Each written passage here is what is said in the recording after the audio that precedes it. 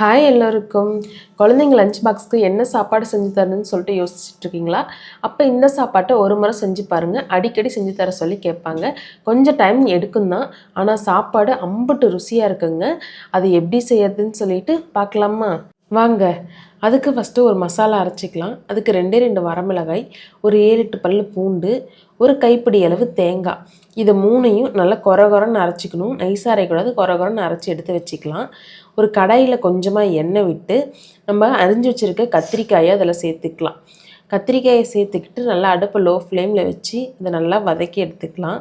கத்திரிக்காய் பார்த்திங்கன்னா எண்ணெயிலே நல்லா இப்பயே வதங்கிடணும். ஒரு 75% நல்லா வதங்கினதுக்கப்புறம் அதை தனியாக நம்ம ஒரு பவுலுக்கு மாற்றி வச்சிடலாம். பார்த்திங்களா, இந்தளவு கலர் சேஞ்ச் ஆகி இப்படி வதங்கினதுக்கப்புறம் தனியாக ஒரு பவுலில் மாற்றி வச்சுக்கலாம். மாற்றிட்டு அதே கடாயில் இன்னும் கொஞ்சமாக எண்ணெய் விட்டு கொஞ்சமாக உளுத்தம்பருப்பு, ஒரே ஒரு வரமிளகாய், சீரகம், இதை 3யும் சேர்த்து அதை நல்லா வதக்கி விட்டுட்டு ஒரு பெரிய வெங்காயத்தை நீளமாக கட் பண்ணி அதில் சேர்த்துக்கிறேன். கொஞ்சமாக கருவேப்பிலை சேர்த்து இது 2யும் நல்லா வதக்கி விடணும். வெங்காயம் ரொம்ப பொன்னிறமாக ரொம்ப ட்ரையாக வதங்கக்கூடாதுங்க. ஒன்றும் பாதியமாக தான் வதங்கியிருக்கணும். அதுக்கப்புறம் நம்ம எடுத்து வச்சுருந்த கத்திரிக்காயை அதில் சேர்த்துக்கலாம். வதக்கி வச்சுருந்த கத்திரிக்காயை அதில் சேர்த்து நல்லா வதக்கி விடலாம்.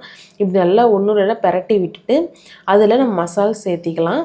கொஞ்சமாக மஞ்சத்தூள், கொஞ்சமாக மிளகாய்த்தூள், கொத்தமல்லி தூள் கொஞ்சமாக சேர்த்துக்கோங்க. தேவையான அளவு உப்பு, கரம் மசாலா கொஞ்சமாக சேர்த்துக்கோங்க. ஒரு பிஞ்ச் அளவு இருந்தால் போதும். சேர்த்துக்கிட்டு அதையும் நல்லா வதக்கி விடுங்க.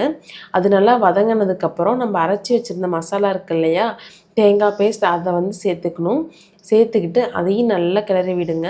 அடுப்பை லோ ஃப்ளேமில் வச்சு அது நல்லா பச்சை வாசனை போகிற அளவுக்கு நல்லா வதக்கி விடுங்க. ஏன்னா பூண்டோட ராஸ்மல் அப்படியே இருக்கும். அதனால் அது போகிற அளவுக்கு நல்லா வதக்கி விட்டுட்டு லைட்டாக மேலே தண்ணி தெளித்து கூட நல்லா வதக்கி விடுங்க.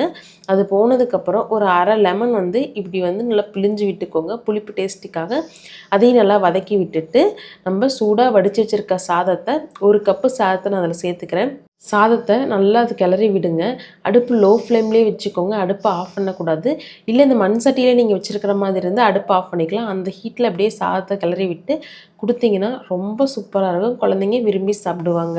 இந்த சாப்பாடு ட்ரை பண்ணி பார்த்துட்டு எப்படி இருக்குன்னு கமெண்ட்டில் சொல்லுங்கள்.